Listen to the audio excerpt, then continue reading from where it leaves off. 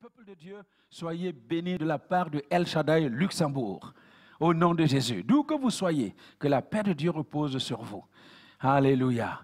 Alors, cet après-midi, si vous voulez rester debout, vous restez debout. Si vous voulez vous asseoir, vous vous asseyez. Hein, parce que je ne sais pas si on va rester assis longtemps. Mais voilà, vous pouvez vous asseoir comme vous voulez. Alléluia. Hein, équipe de louanges, vous voulez vous asseoir? Ok, allez vous asseoir. Alléluia. Amen. Alors, de très bonnes choses et de bonnes nouvelles de la part de Dieu. Les uns et les autres nous ont rappelé le temps de prière que nous avons eu depuis la fin de l'année, le début de l'année. Ça fait 3 mois que nous sommes en train de prier et Dieu est en train de réaliser de grandes choses pour nous. Amen. Alors, soyez abondamment bénis. Et ce dimanche, je voudrais clôturer justement cette première série de prières, 10 jours de jeûne, 21 jours de jeûne de Daniel, 40 jours sur la montagne. Eh bien, je vais clôturer ça aujourd'hui. Et puis, demain lundi, nous commençons le prochain programme. Alléluia. Alors, ce jour-là, aujourd'hui, j'aimerais vous expliquer qu'il y a des victoires que le Seigneur prépare pour son peuple quand nous passons 40 jours dans sa présence. Il y a des victoires qui sont attachées aux 40 jours que nous avons passés dans la présence de Dieu. Alléluia. Et aujourd'hui, je vais vous parler d'une des victoires. Je ne suis pas sûr de terminer, mais au moins vous introduire cette victoire-là. Et puis, les autres jours, je reviendrai certainement sur un certain nombre de victoires que nous avons acquises pendant ces 40 jours de prière. Peut-être que vous ne réalisez pas. Peut-être que dans votre tête, vous avez l'impression que ça ne s'est pas produit. Mais j'ai une bonne nouvelle pour quelqu'un. Ce que vous avez fait pendant 40 jours sur la montagne, ce sont des choses qui sont marquées au fer rouge dans le ciel. Et ça va se produire. Amen. Donc la première victoire que Dieu donne après 40 jours dans sa présence. Rappelez-vous que le chiffre 40 a une grande signification dans la parole de Dieu. Hein? Le déluge, l'eau a tombé sur la terre pendant combien de jours? 40 jours. Hein? N'est-ce pas? Jésus lui-même a passé combien de jours sur la montagne? 40 jours. Moïse, 2 fois 40 jours. Donc, beaucoup de choses ont à faire avec le chiffre 40. Et aujourd'hui, je vais vous parler de la victoire sur les géants. Après 40 jours passés dans la présence de Dieu, il communique la victoire sur les géants. Est-ce que tu as un géant devant toi? Est-ce qu'il y a un géant dans ta vie? Le géant, c'est cette situation qui est tellement énorme que tu te dis, ce n'est pas possible. Je crois que c'était ce matin, oui, Patricia Gentile qui a prié et qui se disait dans sa tête, mais ce n'est pas possible. Ce que je demande à Dieu, c'est grand, ce n'est pas possible. Et parfois, ça nous arrive de prier et de nous imaginer que ce n'est pas possible. Un géant se dresse devant quelqu'un aujourd'hui. Et je peux vous assurer qu'après 40 jours passés dans la présence de Dieu et dans la prière, la victoire a été déclarée contre les géants. Alors c'est pourquoi je vais vous amener dans la lecture que vous connaissez très bien, 1 Samuel 17. On ne le dira jamais assez, n'est-ce pas? 1 Samuel 17. Le géant qui s'est présenté devant Israël. Goliath de Gath, ce géant qui s'est présenté devant Israël. Pendant combien de jours? 40 jours. Pendant 40 jours. Et vous allez voir combien ils ont été maltraités pendant 40 jours. Mentalement maltraités. Pendant 40 jours. Ils ont été psychologiquement démontés pendant 40 jours. Mais j'ai une bonne nouvelle pour toi. Goliath peut se lever pendant 40 jours. Mais il y a un 41e jour. Alléluia. Pendant 40 jours, il peut faire ce qu'il fait. Mais le 40e jour, ce sera la fin de Goliath. Et c'est aujourd'hui la fin de Goliath. Et j'aimerais vraiment que quelqu'un le comprenne cet après-midi, que pendant ce temps que nous avons passé avec Dieu, il a libéré la victoire sur les géants de nos vies. Amen. Alléluia. Alors, je ne vais pas vous lire parce que le temps passe et moi j'ai un petit quart d'heure pour vous dire ce que je veux vous dire. Hein, un petit quart d'heure, je vais commencer aujourd'hui et puis on verra ça plus tard. Donc, vous lirez 1 Samuel 17 dans votre maison. Hein? Est-ce que vous me promettez de lire 1 Samuel 17? Alléluia. Ne dites pas Amen et puis la semaine prochaine, vous n'avez pas encore lu. Alors, quand on a dit Amen, arrangez-vous pour lire 1 Samuel 17. C'est très instructif. Amen. Alors, regardez la description de ce géant qui se tenait devant Israël. Que Dieu bénisse la méditation de sa parole, que la présence de Dieu nous communique la grâce de comprendre la parole de Dieu et l'Esprit de Dieu nous conduise à entendre la voix de Dieu et nous donner les voies et moyens pour venir à bout de tous les géants qui se présentent devant nous, au nom de Jésus. Écoutez comment ce géant a été décrit. Hein? Nous sommes dans 1 Samuel 17, à partir du verset 4. Qu'est-ce que la Bible dit? Alors, un champion, donc on le décrit comme un champion sorti du camp des Philistins et s'avança vers Israël. Écoutez, c'était un géant. Suivez ce que j'ai fait comme lecture parce que j'ai la version du semeur et ça me parle plus que ce qui est projeté là. Mais vous pouvez continuer, mais vous me suivez. Vous m'entendez? L'audiovisuel projette, mais vous suivez ce que je vous dis. Alléluia. Il dit, c'était un géant mesurant près de 3 mètres. Allô? Lino, tu veux te lever? Vous voyez mon géant aujourd'hui? Il a combien de mètres? 1,85 m, quelqu'un a dit? 1,90 m. Vous voyez? Donc mon géant là aujourd'hui, il a la moitié de la taille de Goliath. Donc vous vous imaginez lui là, 2 fois plus grand.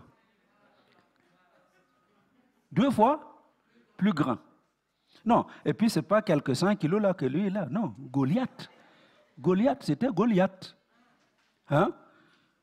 Vous entendez? Il mesurait près de 3 mètres. Nommé Goliath, originaire de Gath. Il était revêtu d'un casque de bronze et d'une cuirasse à écailles en bronze pesant une 60aine de kilos. Hé! Goliath, 60 kilos. Ses jambes étaient protégées par des plaques de bronze. Et il portait en bandoulière sur ses épaules un javelot de bronze. Écoutez, le javelot. Le bois de la lance de ce javelot-là avait la grosseur d'un cylindre de métier à tisser. Et ce n'est pas fini. Le fer de lance à lui seul pesait près de 7 kilos. Il était précédé d'un homme qui portait son bouclier. Il se campa face aux troupes israélites et leur cria. Vous vous imaginez? Voici donc l'homme qui se présentait devant Israël, jour après jour, matin et soir, pendant combien de jours? 40 jours. À tel point que la tête des Israélites a été totalement abattue. Ils étaient, vous allez voir plus tard, ils prenaient la fuite chaque fois que Goliath apparaissait. Et ils étaient saisis de crainte. La peur s'était emparée du peuple. Mais avant d'arriver donc dans cet épisode de Goliath, il faut comprendre que avant le chapitre 17, qu'est-ce qu'il y a comme chapitre? Le 16. Et qu'est-ce qui s'est passé dans le chapitre 16? Dans le chapitre 16, il y a un certain jeune homme qui s'appelle David, que Dieu va choisir comme le futur roi d'Israël, pour remplacer Saül, qu'il avait rejeté. Et merci beaucoup. Tu t'assois 2 minutes parce que je vais revenir. Je vais revenir. Il est bien habillé, mais madame, je ne sais pas comment on va faire avec ce beau costume-là. Parce que l'onction va le faire tomber. et par derrière et par devant. On ne peut pas le salir. On va le salir. Oui, oui, on va le salir. Écoutez, le chapitre 16 a commencé juste où Dieu explique à Samuel qu'il doit remplir sa corne d'huile et il dit, tu vas chez un certain Isaïe, Éphraïmite, parce que j'ai trouvé au milieu de ses fils l'homme qui va remplacer le roi d'Israël que j'ai vomi. Et évidemment, vous connaissez l'histoire. Samuel apprête son huile et puis le voici chez Isaïe pour oindre le futur roi d'Israël. Et Dieu dit, j'ai trouvé parmi ses fils. Parfois, il y a des choses que, je ne sais pas si vous êtes comme moi, hein, il y a des questions que je commence à me poser quand même en lisant certaines choses. Moi, je suis le prophète. Dieu m'envoie pour établir quelqu'un qui va devenir le roi d'Israël. Et il dit, j'ai trouvé parmi ses fils. Pourquoi Dieu ne me dit pas, parmi les fils là, c'est celui-là? Parmi les fils. Voici son nom et voici là où il est. Dieu sait tout, Dieu voit tout. Dieu savait exactement où était David, n'est-ce pas? Mais Dieu lui dit, je t'envoie chez Isaïe parce que j'ai trouvé parmi ses fils quelqu'un qui va remplacer Saül. Et puis, évidemment, Samuel arrive.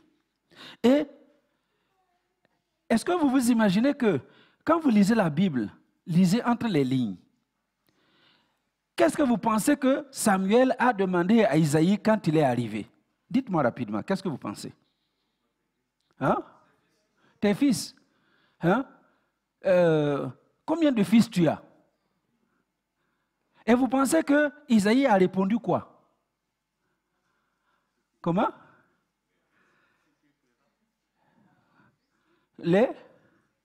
Combien de fils? Moi, je me mets à la place là du CD. Combien de fils tu as dans ta maison? Et quand vous lisez l'histoire, vous avez l'impression que Isaïe dit à Samuel, j'en ai 7. Vous allez lire plus tard, parce que vous allez voir, quand Dieu ne va pas trouver son roi parmi les 7 là qui lui ont été présentés, il dit, est-ce que c'est tout ce que tu as comme fils? Il dit, non, il y a encore l'autre là. Donc, c'est comme s'il dit à Dieu, moi j'ai 7 fils, et puis il y a l'autre. Est-ce que ça ne ressemble pas à l'histoire de quelqu'un qui n'est pas né sous le mariage? Est-ce que ça ne vous donne pas une idée? Un certain Jephthé, juge 11, qui a été conçu au travers d'une prostituée. Et les frères du même père, de la même mère, disent non, non, non, non, tu ne peux pas rester chez nous. Tu ne vas pas hériter de l'héritage de notre papa. On l'a chassé. Parce qu'il n'était pas du même sang. Quand je lis l'histoire de Samuel et David, j'ai l'impression que c'est une histoire comme ça. Il fait passer les 7. Et Dieu ne choisit personne parmi les 7. Et c'est seulement quand Dieu n'a pas choisi quelqu'un parmi les 7 qu'il dit, oh oui, il y a l'autre là. Mais justement, le jour où on te prend pour l'autre là, acclame Dieu, remercie Dieu. Sois sûr que tu as la personne que Dieu a disposée pour justement porter la bénédiction qu'il a préparée. Toi que les gens ont oublié, toi que la famille a oublié, toi que tes propres parents ont oublié, tu es la personne indiquée par Dieu pour porter la bénédiction qu'il a prévue. Alléluia. Donc évidemment, Samuel voit David. Et la deuxième chose que vous notez ici, je suis dans l'introduction. J'ai dit, mais pourquoi Dieu n'a pas montré à Samuel que David n'était pas à la maison? Est-ce que Dieu ignorait que David n'était pas à la maison? Il dit à Samuel, va à la maison de Isaïe, va. Il n'a pas dit, va en brousse là où on garde les moutons. Pourquoi il n'a pas envoyé en brousse là où on garde les moutons, où est David, pour aller trouver David au milieu de ses moutons, pour dire, voilà, Dieu m'envoie te oindre le roi d'Israël. Vous savez pourquoi? Parce que Dieu doit te oindre au milieu des gens qui te détestent.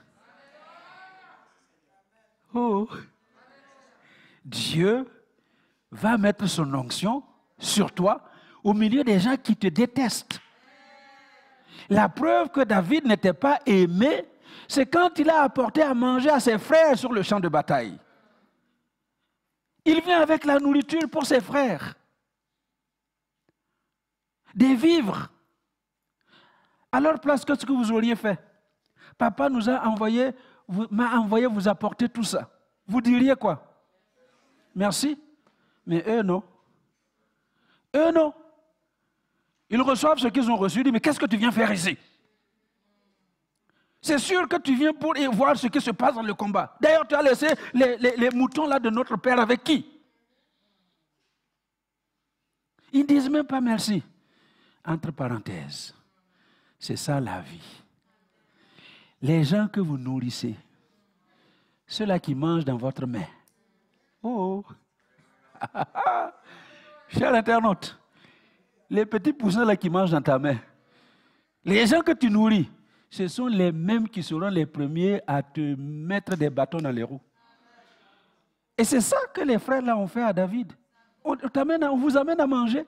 Et au lieu de dire merci, tout ce que vous trouvez, c'est critiquer, c'est mépriser, c'est dire des paroles méchantes contre une telle personne. Alors, je reviens à ma question. Pourquoi Dieu n'a pas dit à Samuel que David est dans les champs? Il l'a amené dans les champs pour le oindre. Parce que si David était oint dans les champs, en catimini, entre lui et Samuel, il peut revenir raconter tout ce qu'il raconte, personne ne va croire. Alors c'est pourquoi écoutez.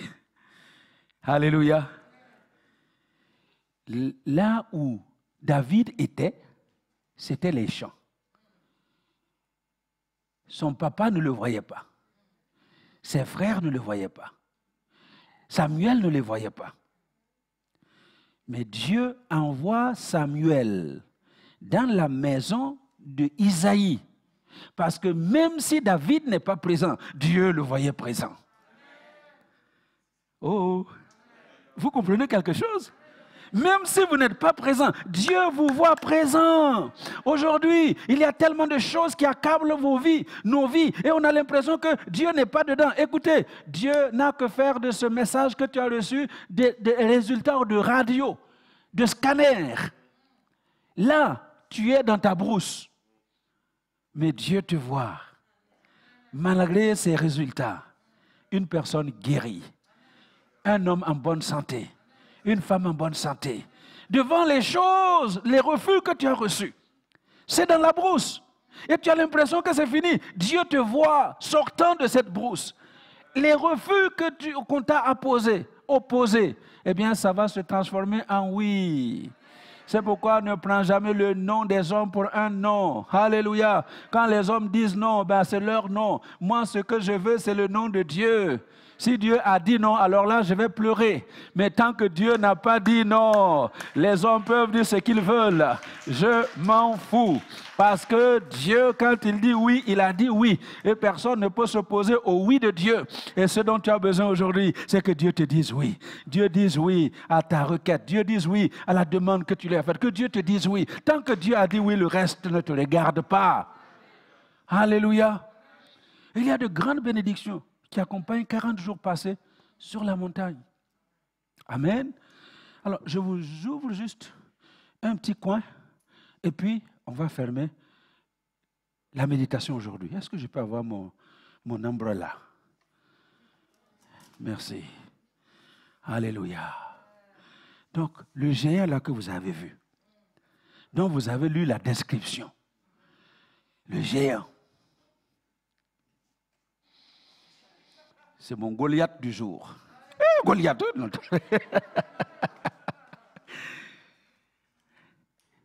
David arrive. Donc, vous connaissez, hein? Goliath, 40 jours, le matin il sort. Tous les soldats, les Eliab, les gens là, qui sont des soldats aguerris, les commandos, les cavaliers, et je parle en termes aujourd'hui, l'armée de l'air, la marine, les Marines, les GIs, tous ces gens-là, hein, qui sont à la guerre pour gagner la victoire pour Israël. Quand Goliath apparaît, tout le monde disparaît. Et tout le monde tremble. C'est pour jeter un sort sur Israël qu'il est sorti. Ça, c'est un bon Goliath. C'est pour jeter un sort. Et puis, le petit David arrive. Vous connaissez l'histoire, hein? Il arrive. Il dit au roi que personne ne se décourage. Moi, j'irai combattre. Et il dit, c'est incirconcis. Oh. Donc, aux yeux des Israélites, voilà un géant, 3 mètres, voilà un puissant, nous ne pouvons pas lui résister. Oh là là, qui peut aller combattre contre ces géants? David arrive, le tout petit David, il regarde, mais un incirconcis. Il n'est pas passé par le grand sacrificateur pour qu'on enlève ce qu'on doit enlever. J'ai dit non. Qu'est-ce qu'il a? Il n'a aucune alliance avec le Dieu dont nous avons chanté la royauté. Le roi des rois, c'est un circoncis. Il n'a aucune alliance avec lui parce que la circoncision, c'est l'alliance que Dieu a traitée avec son peuple. Là, par la circoncision, il montre à son peuple, à partir d'aujourd'hui, votre combat, c'est mon combat. Votre problème, c'est mon problème. Votre difficulté, c'est ma difficulté. Là où tu souffres, je suis avec toi. Oui, tout ce que tu veux de moi, je serai là parce que nous traitons une alliance. Oh! Alors, l'alliance, c'est le parapluie pour le peuple d'Israël. Les autres, ils tremblent. Écoutez, je prends le parapluie pour que vous puissiez comprendre. Parce que il y a avoir l'alliance avec Dieu et être sous l'alliance avec Dieu. J'ai le parapluie. L'alliance, c'est le parapluie que nous avons traité avec Dieu. Et Israël a traité cette alliance avec Dieu. Et à cause de cette alliance traitée avec Dieu, un incirconcis ne peut pas tenir devant le peuple de Dieu. Mais un incirconcis ne peut pas tenir devant le peuple de Dieu qui est sous l'alliance. Notez bien, ce n'est pas avec ceux qui ont l'alliance. Ce n'est pas, la victoire n'appartient pas à ceux qui ont traité alliance avec Dieu, mais à ceux qui sont sous l'alliance avec Dieu. J'ai le parapluie, mais je peux marcher. Il pleut dehors. J'ai mon parapluie. Ah, un beau parapluie, hein? Et puis c'est quoi? Et puis c'est pas n'importe quoi, hein? C'est parapluie avec un nom. Hein? J'ai un parapluie avec un nom, un bon parapluie qui a coûté cher. J'ai le parapluie, oh là là, et puis il est bon. Et puis je suis là sous la pluie, j'ai le parapluie, j'ai le parapluie, j'ai le parapluie. Il pleut. Tu vas faire quoi? Hein? Non, tu as le parapluie, tu le portes comme ça. La pluie va te protéger. Hein? Tu seras protégé. La pluie va bien te battre. Pour que tu sois protégé de la pluie, je ne sais même pas comment on fait ça. Vous ouvrez le beau parapluie et alors en ce moment, vous êtes sous le parapluie.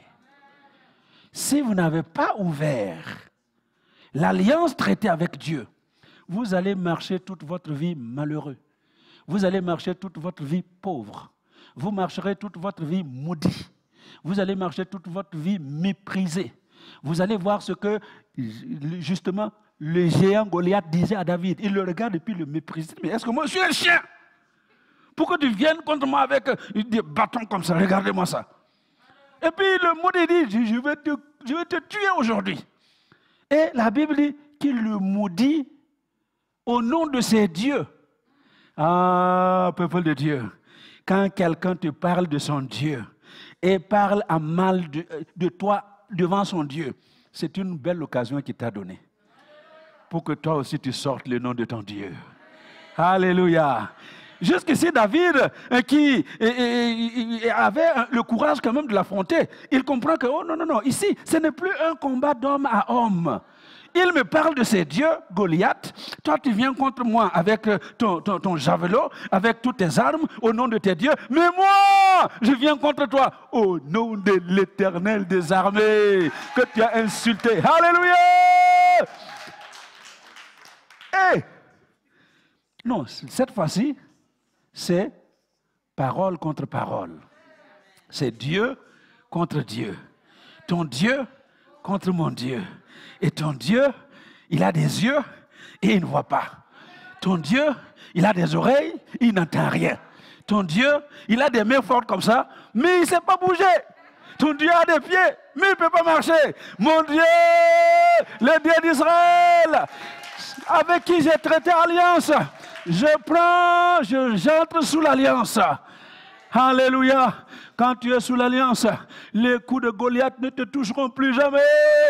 Quand tu es sous l'alliance, les insultes de Goliath ne te toucheront plus jamais. Quand tu es sous l'alliance, tout ce que Goliath peut faire ne te touchera plus jamais. Et c'est pourquoi ce matin, peuple de Dieu, je prie que vous activiez l'alliance traitée avec le Dieu d'Israël. Alléluia. 1 Chronique 4, il y a un jeune homme qui s'appelle Jabez. Jabez qui a été déclaré malheur. Lui-même, son nom là, c'est malheur. Monsieur malheur. Monsieur malheur. Partout malheur. Il a grandi malheur. Il a été misérable toute sa vie. Et un jour, donc, Jabez, il avait l'alliance. Jabez avait l'alliance. Le Dieu d'Israël, que ses pères ont traité pour lui. Mais pendant toute sa vie, malheur. Il va au travail, non, on ne veut pas de toi. Il va étudier, on dit non, les professeurs se lient contre lui. On ne lui donne pas de diplôme. Et puis maintenant, il a 25 ans, il dit, je veux me marier. Il se tourne là, qui te veut, a besoin de toi. Il va à gauche, il dit, non, tu n'es pas mon genre. Il cherche partout à se marier, il n'y a aucune fille qui veut de lui. Mais ce malheur, un jour, il entend lui, il me dit, ah, attends, d'où est-ce que je viens? Dis à ton voisin, il faut savoir d'où tu viens. Il faut te rappeler d'où tu viens. D'où est-ce que je viens? Et il comprend, mais mon ancêtre s'appelle Jacob, Israël, celui avec qui Dieu a traité une alliance. Et le Dieu d'Abraham, le Dieu d'Isaac, le Dieu de Jacob, c'est mon Dieu. L'alliance qu'ils ont traitée, c'est mon alliance. Je n'ai pas le droit de continuer de vivre dans cette misère. Il faut que j'entre sous cette alliance. Il déploie son parapluie. Il entre sous l'alliance. Lisez 1 Chronique 4, verset 8, c'est 9 je crois. Jabez invoqua le nom du Dieu d'Israël sous l'alliance. Et il lui dit, si tu éloignes de moi, mettez-moi le verset là. Il invoque le Dieu d'Israël. Écoutez ce qu'il va dire à ce Dieu d'Israël. Il lui parle. Il dit, jusqu'ici, j'ai grandi dans la misère. Alléluia. J'ai grandi dans la misère. On m'a toujours appelé misérable. Partout où je suis passé, c'est la misère. Mais aujourd'hui, j'entre dans l'alliance. J'entre sous l'alliance avec mon Dieu. Mettez le verset 9. Alléluia. Et il dit, si l'Éternel. Voilà. Alors, continuez. Hein? Jabez était le plus considéré que ses frères. Sa mère lui donna le nom de Jabez en disant, c'est parce que je l'ai enfanté dans la douleur. Messieurs, douleur. Et qu'est-ce qu'il dit? Jabez invoqua le Dieu d'Israël. Il entre dans l'alliance. Il entre sous l'alliance. Et qu'est-ce qu'il dit? Si tu me bénis, lisez, et que tu étendes mes limites, et si tu me préserves du malheur, non, si ta main est avec moi, et si tu me préserves du malheur, en sorte que je ne sois plus dans la souffrance. Non, point d'exclamation, 3 points de suspension. C'était tellement douloureux dans son cœur qu'il ne pouvait même pas terminer sa prière. Et Dieu accorda ce qu'il avait demandé. Vous savez pourquoi? Il est entré sous l'alliance. Et cet après-midi, je voudrais dire à quelqu'un d'entrer sous l'alliance. Et quand tu entres sous l'alliance que Christ a traité pour nous depuis la croix du Calvaire, aucun Goliath ne tiendra devant toi. Ton géant va tomber. Alléluia. Aujourd'hui, je vais le préserver. Mais la prochaine fois, il faut t'entraîner parce que tu vas tomber derrière, tu vas tomber devant. Alléluia. Vous vous imaginez? Hein? Goliath, David, sous l'alliance. Il arme sa fronde. Je vais vous expliquer ça plus tard. Saül lui donne son armure et puis il essaie et dit non, ça ne me va pas. Écoutez, dans le combat spirituel, reste toi-même. Tu ne peux pas affronter Goliath avec le témoignage de quelqu'un d'autre. Oh! Hein? Vous là qui lisez les livres de Olukoya, les livres de... Comment les gens qui... des livreurs là? Hein? Comment? Rebecca Brown. Vous lisez tous ces livres-là et puis, au nom de Jésus que Rebecca Brown. Tu ne peux pas t'opposer à Goliath avec les livres de quelqu'un. Avec le témoignage de quelqu'un. Tu entres sous l'alliance. Et puis tu restes toi-même. David est habitué à son bâton, à sa gibecière et puis à sa fronde. Et c'est la fronde qu'il va utiliser. Et il lance la pierre. Et la Bible dit que la pierre est allée entrer dans son casque. Le casque qui est censé protéger le monsieur là. Là, il a trouvé un endroit pour aller se loger sur le front. Alors, normalement, un géant comme lui, et puis la fronde, la pierre vient avec la force de la fronde qui tape sur son front, il doit tomber comment? Non, il y a quelqu'un qui dit qu'il tombe en avant. Non, non. Mais normalement, il tombe comment? Oui, il doit tomber en arrière. Donc, la prochaine fois, tu ne viens pas en costume. Tu vas tomber en arrière. Donc, écoutez, il a armé sa fronde. Il a envoyé la pierre, poum, dans le front. Et au lieu de tomber, c'est moi-même qui vais tomber. Au lieu de tomber en arrière, la Bible dit qu'il est tombé en avant, le ventre contre terre. Goliath a fléchi les genoux devant le Dieu d'Israël. Pas seulement fléchir les genoux. Alléluia. Entre sous l'alliance et tous tes Goliaths fléchiront les genoux devant le Dieu d'Israël. Soyez bénis au nom de Jésus. Merci beaucoup. Amen. Alléluia. Après 40 jours, il y a des victoires que Dieu a préparées. Donc la victoire sur tous tes Goliaths. Alors c'est pourquoi, écoutez, non, moi je ne vous comprends pas. Vraiment, après 40 jours, là, je dois voir des gens là, qui marchent comme des fous dans ce pays. Alléluia. Parce que vous n'avez plus peur. Vous avez peur de quoi? Covid, quoi? Non, marchez avec la tête haute. Parce que nous avons la victoire. Tous les Goliaths sont tombés. Alléluia. Alors les Goliaths tombent et nous n'allons pas les laisser. On va continuer de les maîtriser au sol. Parce que vous savez, le problème avec le diable, c'est que il ne meurt pas. Ton Goliath, là, tu crois que ça y est, tu as vaincu, c'est définitif, tu n'auras plus de Goliath. D'ailleurs, Goliath, il avait des frères. Hein? Il en avait 4. Et vous savez pourquoi David a pris 5 pierres? Hein? Donc une pierre par Goliath. Il dit, Goliath et ses 4 autres frères. La même pierre qui a frappé le Goliath qui est en face de lui, eh bien les 4 autres là avaient déjà acquis la victoire sur les autres Goliaths. Et vous verrez que plus tard, ce sont la descendance de David qui va triompher de ces Goliaths là au nom de Jésus. Amen. Voilà, je m'arrête comme ça. Et puis...